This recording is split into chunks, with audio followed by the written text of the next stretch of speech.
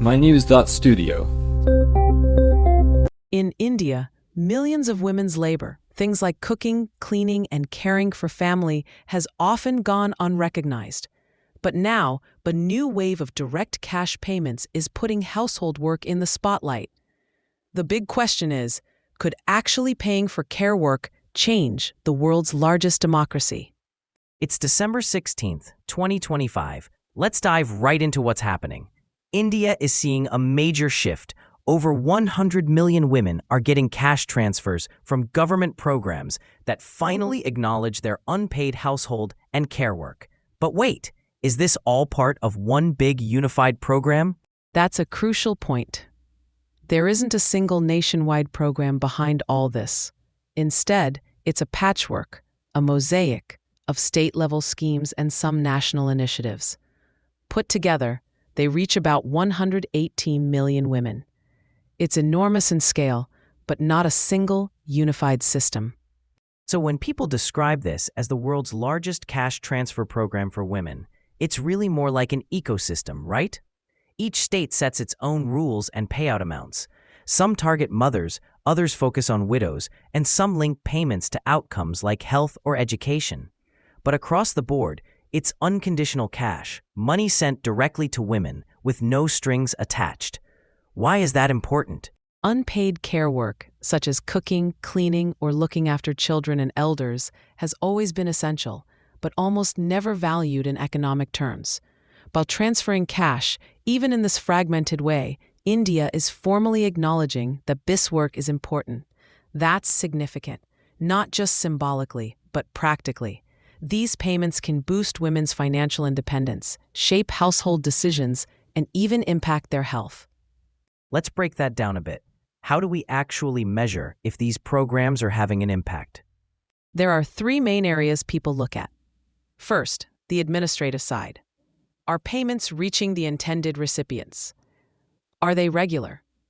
Is the system sustainable? Second, social and gender effects.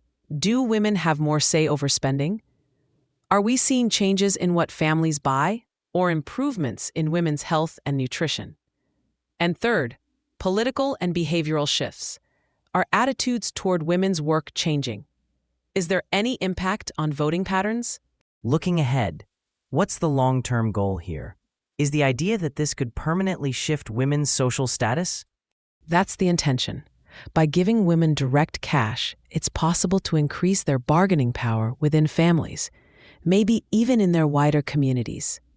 Over time, this could help close gender gaps in nutrition, health, and decision-making. But there are risks too. If there aren't other supports in place, cash alone might just get absorbed into the family budget or even create dependency without really challenging traditional gender roles. And on the global stage, could this model catch on elsewhere? Are other countries paying attention? Other countries are definitely watching. India's example is powerful, mainly because of the scale. More than 100 million women. The simplicity of sending cash, especially when linked to digital ID and payment systems, makes it easier to replicate. But not every country has the resources or technical setup for something this large. There are also debates. Is this really wages for housework, or is it a form of social welfare? Some places may combine cash with services, or use the idea to argue for counting unpaid care in national statistics. So stepping back, why should people outside India care about this? Unpaid care work is an issue everywhere. Most countries rely on women's unpaid labor, but rarely include it in economic policy. By recognizing and compensating this work, even imperfectly, India might set a precedent that changes global conversations on gender, welfare, and development. If these programs succeed, they could inspire similar moves elsewhere. If not, they could serve as a warning.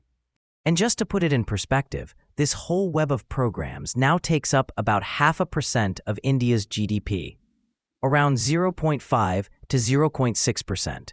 That's a significant investment. Any closing thoughts? The quiet revolution is that women's household labor is finally being counted.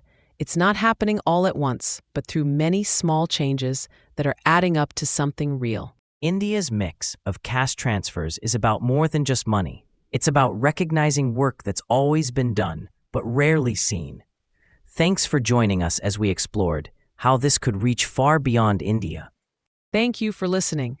This episode was powered by mynews.studio. Try it now for free.